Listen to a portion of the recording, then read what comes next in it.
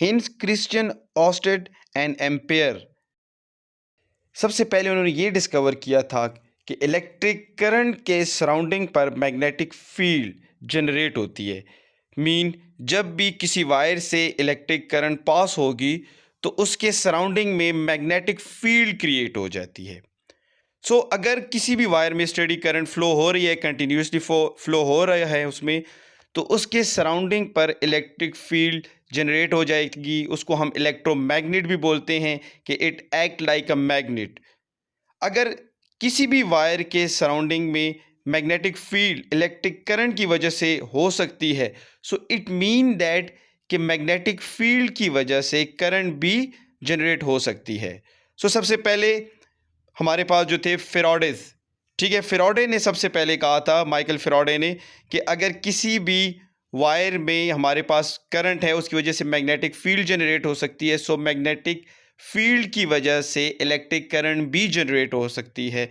उन्होंने सबसे पहले क्या किया था कि म्यूचुअल इंडक्शन, इलेक्ट्रोमैग्नेटिक इंडक्शन, इसके प्रिंसिपल जो थे ये सबसे पहले किसने, माइकल फेराडे ने दिए थे।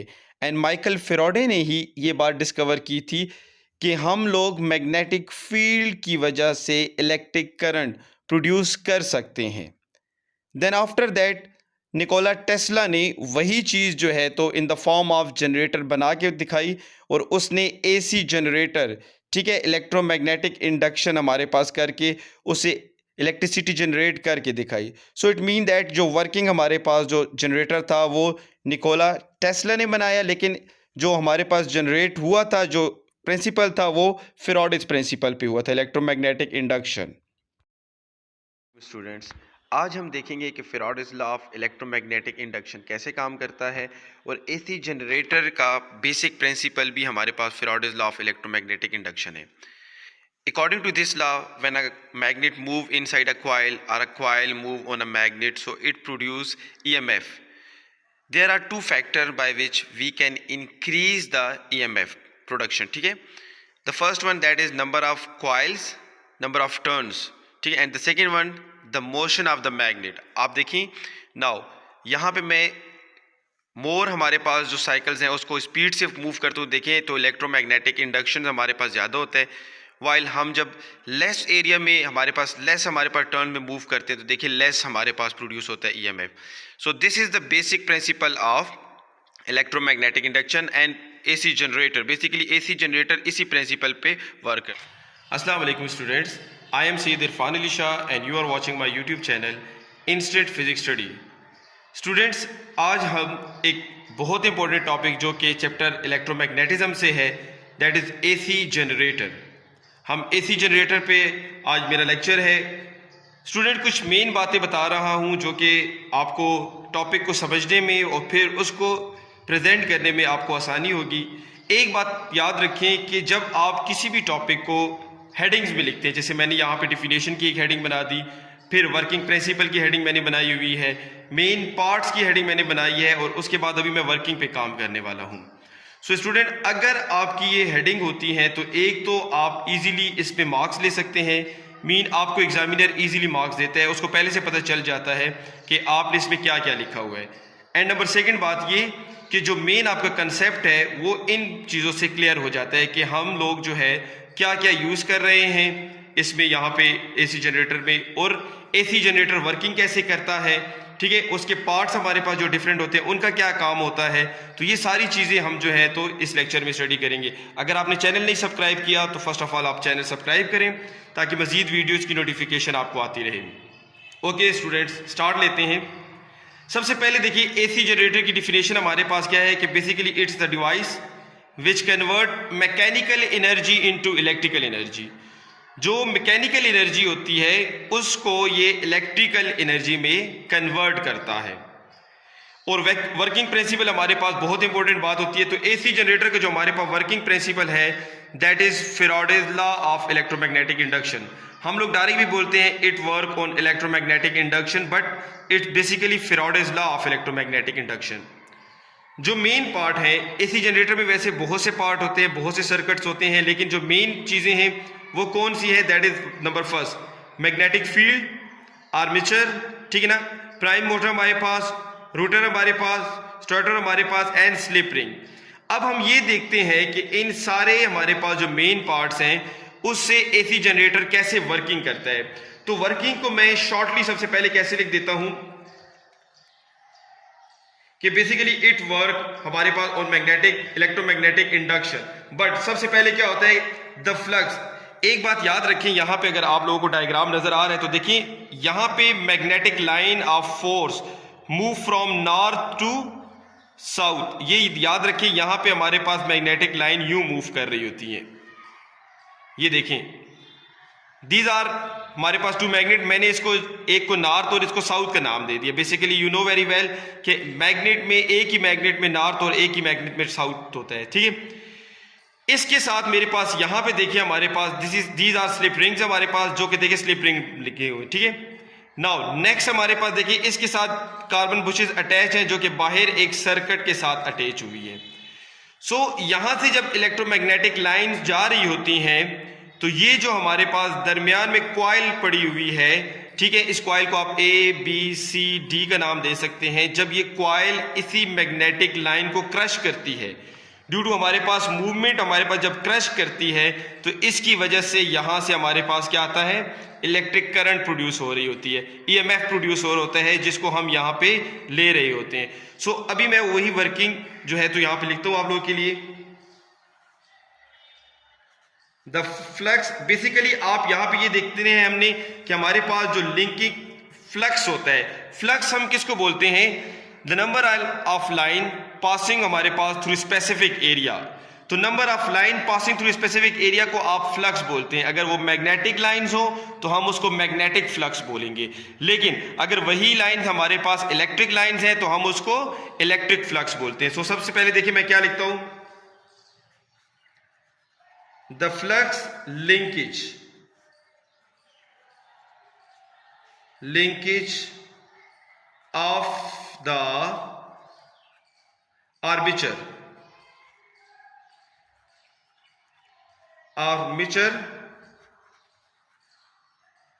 वेरियस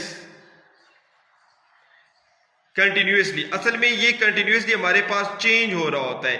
चेंज इस वजह से होता है कि बेसिकली हमारे पास जब कॉइल मूव करती है तो हमारे पास कभी वो परपेंडिकुलर तो कभी पैरेलल होती है। सो दैट्स वाई हमारे पास ये कंटिन्यूसली चेंज होता रहता है। Age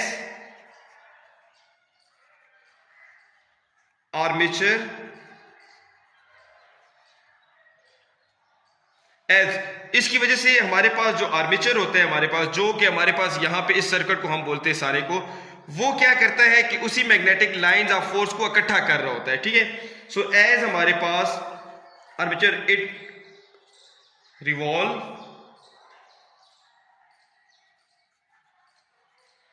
between the poles of the magnet। ठीक है, हो गया बच्चे। तो देखें अब जब वो मूव कर रहा होता है ऑन एन एक्सिस, मीन एक स्पेसिफिक एक्सिस पे, ठीक है, axis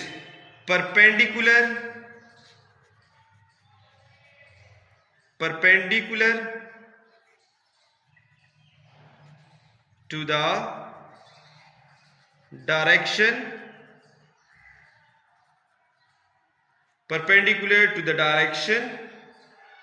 of magnetic field।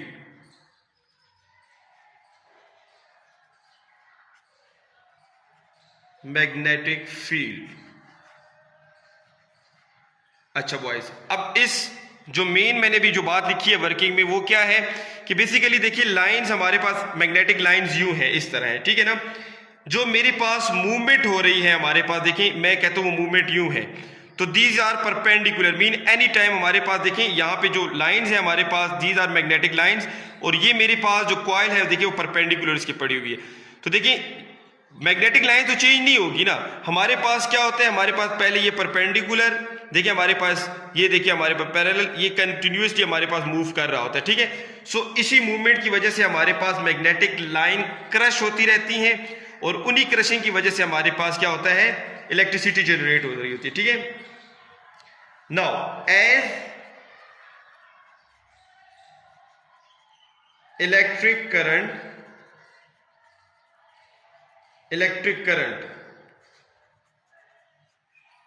travels through the galvanometer,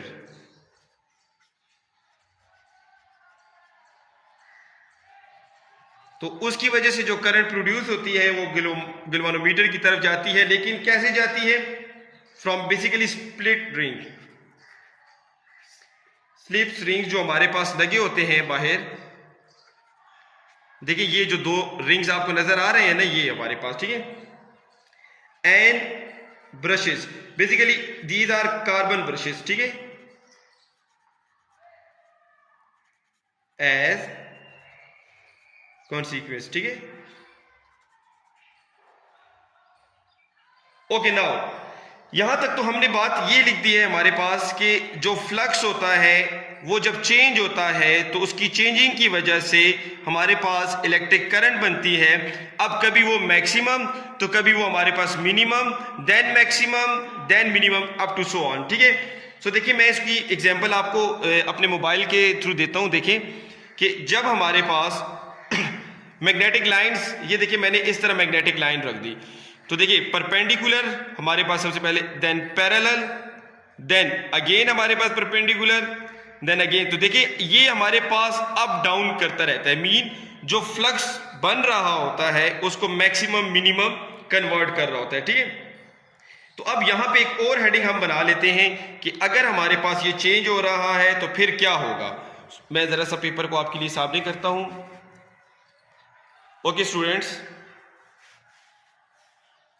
now एक और हेडिंग मैं लिख सकता हूं कि जो कि बेसिकली है स्ट्रेंथ, कि जो हमारे पास यहां पे स्ट्रेंथ प्रोड्यूस होती है, that is strength of induce current depends on. अच्छा, मैंने ये हेडिंग बनाई है strength of induce current depends on.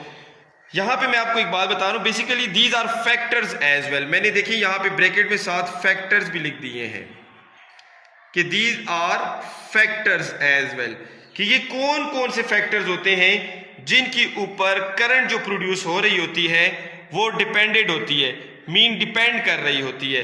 तो देखिए सबसे पहला जो मेरे पास फैक्टर है that is number of magnetic line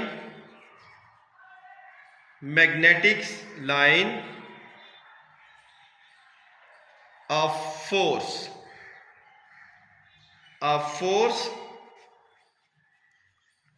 passing through the coil।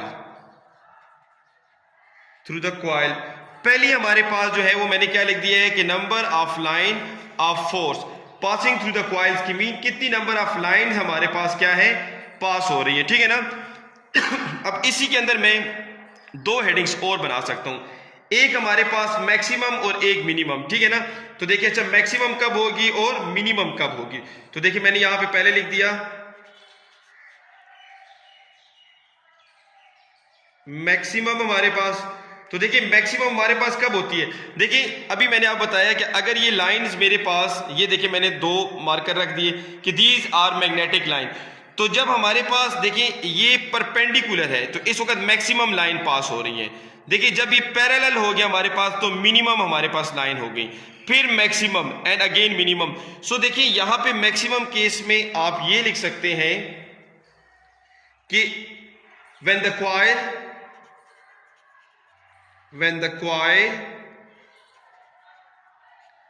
coil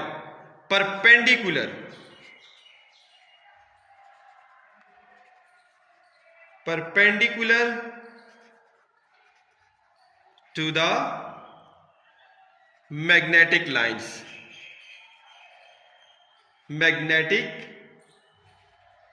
lines of force, पहली बात तो ये हो गई कि व्हेन हमारे पास इट मैग्नेटिक लाइन हमारे पास perpendicular to the line of forces. Now second मैंने लिख दिया मिनिमम, सेकंड जो मैंने हेडिंग लिख दी मिनिमम, ठीक है। अब यहां पे मैं क्या लिख देता हूं कि when the coil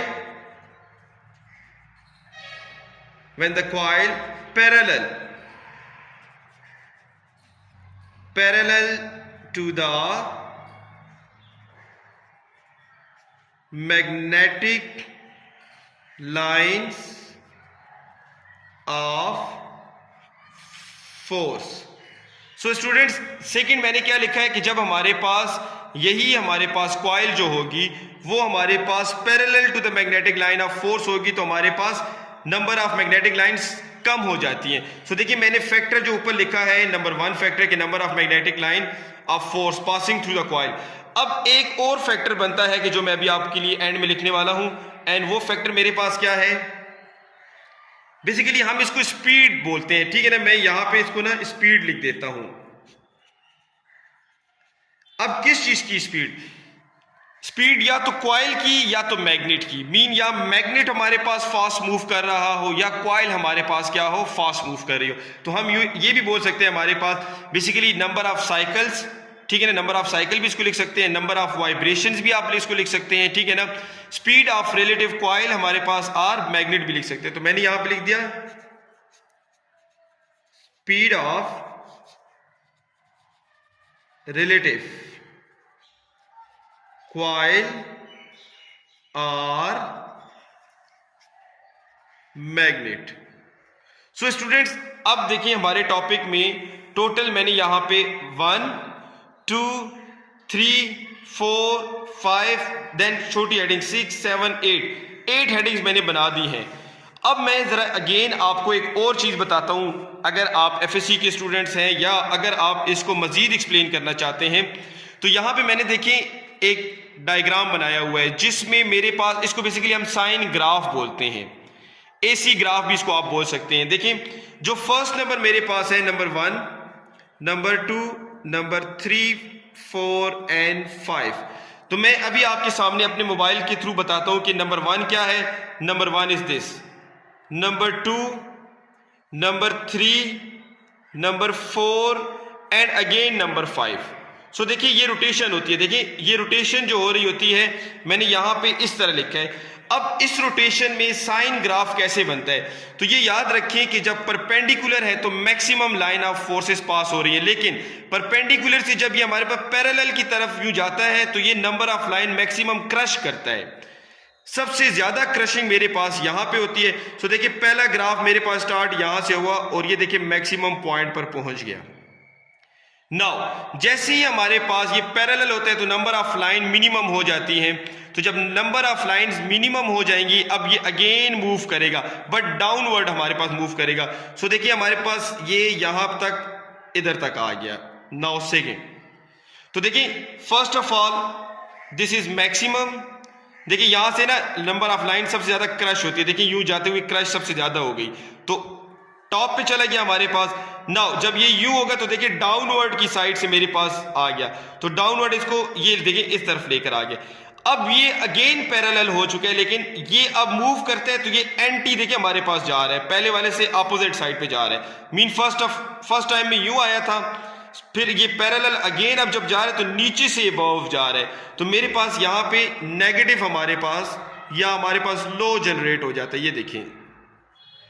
now again 1 हमारे पास ये पैरेलल में आ गया, फिर पैरेलल से यूं हुआ हमारे पास। नाउ अब इस पोजीशन से जब अबव जाता है तो अगेन मेरे पास देखिए नंबर ऑफ लाइंस को क्रश करता है लेकिन अपोजिट साइड पे। तो देखिए मेरे पास यहां से ये अबव फिर यूं चला गया and up to so on. So this is sine graph. इसको भी अगर आप लिखना चाहते हैं एक हेडिंग में तो ये अच्छी बात है, आप इसको लिखें तो ये ज्यादा आपको इफेक्टिव होगा।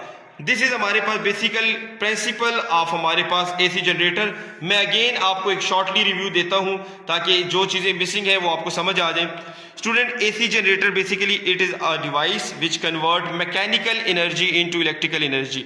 मैकेनिकल एनर्जी बेसिकली मीन हमारे पास जो मैग्नेट की लाइंस ऑफ फोर्सेज होती है, मैकेनिकल एनर्जी मीन जो चीज़ मूव करती है मैकेनिकली, उस एनर्जी को ये कन्वर्ट करके हमें इलेक्ट्रिकल एनर्जी देगी। ठीक है, मैं आपको ये लेबल करके डायग्राम की पिक्चर अपने उस पर लगा दूंगा तो आप लोगों को इजीली समझ आ जाएगी। Second number, work on principle. तो कौन सा है हमारे पास? इट वर्क ऑन हमारे पास Faraday's law of electromagnetic induction. Main parts कौन से हैं? मेन जो हमारे पास पार्ट है that is magnetic field, armature, prime motor जो हमारे पास इसको मूव कराती है। ठीक है ना, रोटर हमारे पास, स्टार्टर हमारे पास एंड स्लिप रिंग। आप यहाँ पे कार्बन ब्रश भी लिख सकते हैं, गैल्वेनोमीटर भी साथ लिख सकते हैं। ठीक है, ये सारी चीजें आप लिख सकते हैं। जो मेन पार्ट थे मैंने सिर्फ वही लिखे आप लोगों के लिए। ठीक है, अब वर्किंग कैसे होती है? बेसिकली वर्किंग ऐसी होती है कि जो फ्लक्स जनरेट हो रहा होता है आर्मेचर वेरियस कंटिन्यूसली, वो चेंज करता रहता है। अब वो चेंज क्यों होता है मैंने भी आपको बता दिया कि कभी परपेंडिकुलर तो कभी पैरेलल मोशन होती है। तो as armature revolve between the poles of the magnet, इन पोल्स के दरमियान मूवमेंट करता है, and axis perpendicular to the direction of magnetic field. तो क्या होता है? As electric current travel through हमारे पास galvanometer, slip ring and brushes as हमारे पास कंफ्यूज। तो देखिए यहां से जो हमारे पास जो मैग्नेटिक लाइन को क्रश होने की वजह से स्लिप रिंग में हमारे पास जो करंट हमारे पास आती है वो कार्बन ब्रशेस के जरिए गैल्वेनोमीटर तक आ जाती है। अब एक नेक्स्ट जो हमारी हेडिंग है दैट इज फैक्टर्स। मेन हमारे पास जो फैक्टर्स हैं वो कौन कौन से हैं? तो याद रखिए, strength of induce current depend on factors. कौन कौन से? Number of magnetic lines, of force passing through the coil. तो अब देखिए उसमें दो हेडिंग मैंने बनाई है, मिनिमम और maximum. When coil perpendicular then it maximum, when coil parallel then it minimum. And the last one मैंने स्पीड की हेडिंग बना दी कि स्पीड ऑफ रिलेटिव कॉइल और मैग्नेट, मीन या तो कॉइल फास्ट मूव कर रहा हो या मैग्नेट फास्ट मूव कर रहा हो। सो स्टूडेंट, ये याद रखें कि अगर आपने इसके साथ सेम डायग्राम भी बना दिया, एसी डायग्राम भी बना दिया, मीन जिसको हम एसी ग्राफ की बात कर रहे होते हैं, और इतनी हेडिंग भी दे दी आपने, तो ये आपकी बेस्ट प्रेजेंटेशन हो गई है। इसी की वजह से आपके मार्क्स नहीं कटेंगे और जो एग्जामिनर आपका पेपर चेक कर रहा होता है उसे इजीली समझ आ जाती है कि इसने इतनी बातें इसमें लिख दी हैं, वो चीज़ शो होती है। सो कोशिश करें कि इन्हीं हेडिंग्स को फॉलो कर लें, आपके लिए इजी हो जाएगा और इन्हीं हेडिंग्स की वजह से आपको ये चीज़ इजीली याद भी हो जाएगी। सो स्टूडेंट, चैनल सब्सक्राइब करना ना भूलें, लाइक एंड शेयर लाजमी करें, और जिन जिन टॉपिक्स में आपको प्रॉब्लम्स आ रही हैं वो टॉपिक्स अपने कमेंट में लिखें ताकि मैं उन्हीं टॉपिक्स पे अपनी वीडियो बनाऊं। Thank you so much.